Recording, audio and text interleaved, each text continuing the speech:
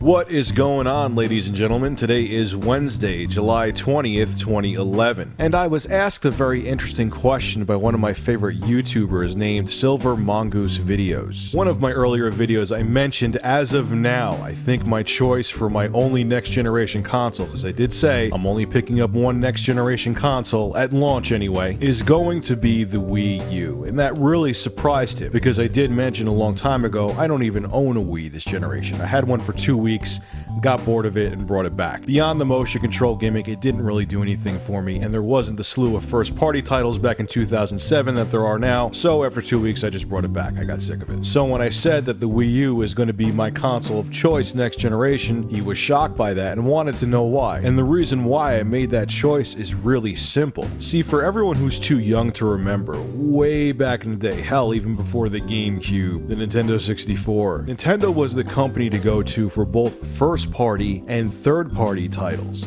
You could pick up a Super Nintendo and know that you're going to get amazing first-party exclusives, and you were going to get superior multiplats. Say like Mortal Kombat 2, for example. Mortal Kombat 2 on the Super Nintendo blew away Mortal Kombat 2 in the Sega Genesis because it was a more powerful system. So you had the best of both worlds. And honestly, Nintendo hasn't had that stronghold where they had awesome third-party developed titles and first-party exclusives all on one console. Really, the only reason to pick up a Nintendo console, whether it be a Nintendo 64, a GameCube, or a Wii, was for the first-party exclusives. Especially with the Wii, most of the crap that comes out from third-party developers is shovelware. But now, finally, Nintendo, after 15 years of being thick, realized, hey, we need to develop a capable console that's easy to program for, that will cater to both hardcore gamers and casual gamers. Hallelujah, they finally came around. What I'm seeing with the Wii U, and to answer Silver Mongoose Video's question, is that this may possibly be the next Super Nintendo, where they're going to have the awesome third-party titles combined together with the amazing first-party titles that Nintendo's notorious for, all under one roof, aka one console. And it's funny how things with Nintendo are coming around full circle as I am an adult, because I really do want one system that will give me everything. I love Nintendo's first-party games, but I also love, equally as much,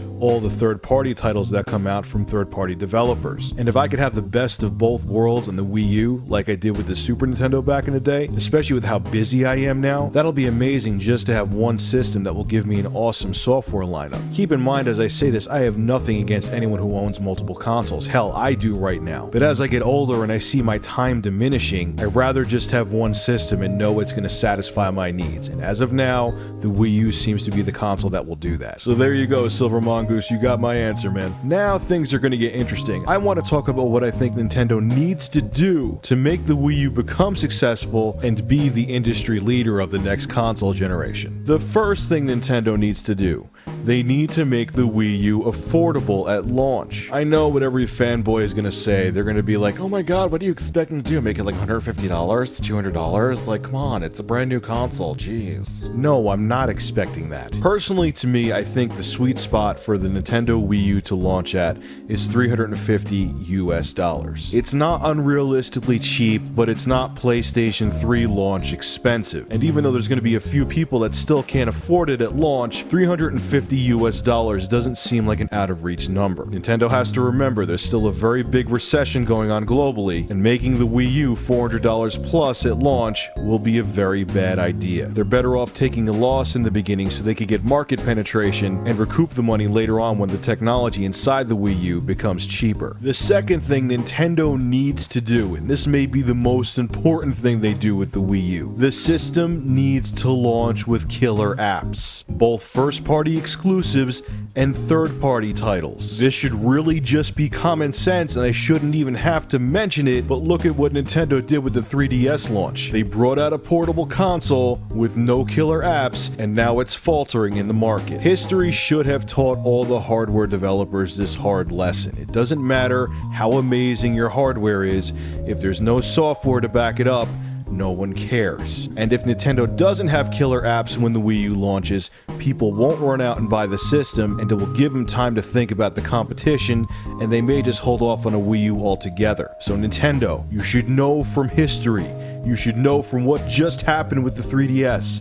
launch this console with must-have titles. The third thing Nintendo needs to do with the Wii U is make sure that the Wii U's gaming network, whatever they're going to call it, is flawless as soon as the system launches. It needs to be equal to, if not better than Xbox Live. It needs to have innovative features. It needs to have an excellent online store.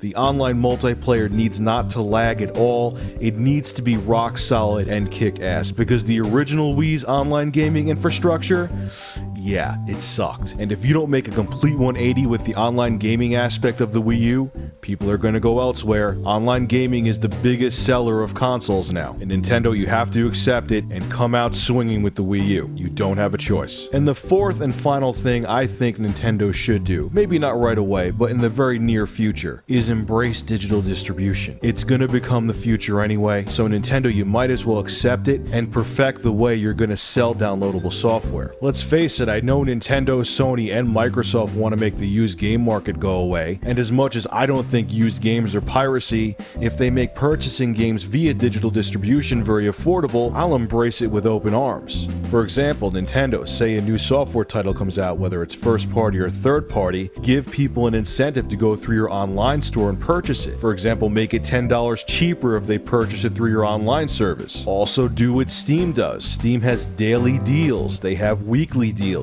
They do huge specials like they did with the Summer Camp special, where games that normally costed $30, $40, $50 were $5, $10, or $15. If you do things like that, the people that are very skeptical of digital distribution, who may actually veer away from gaming because it makes them so uncomfortable, will be more tolerable and accepting of it, and will realize the benefits of digital distribution and accept it when it becomes the only way to purchase games in the somewhat near future. Be the first to embrace new trends, Nintendo, not the last, like you always are. So anyway, ladies and gentlemen, get naked and tell me your thoughts on this in the comments section below. Is the Nintendo Wii U going to be your console of choice? And do you agree with my 4 thoughts on what will make the Nintendo Wii U successful? Let me know what you think, and as always, thank you for supporting Review Tech USA.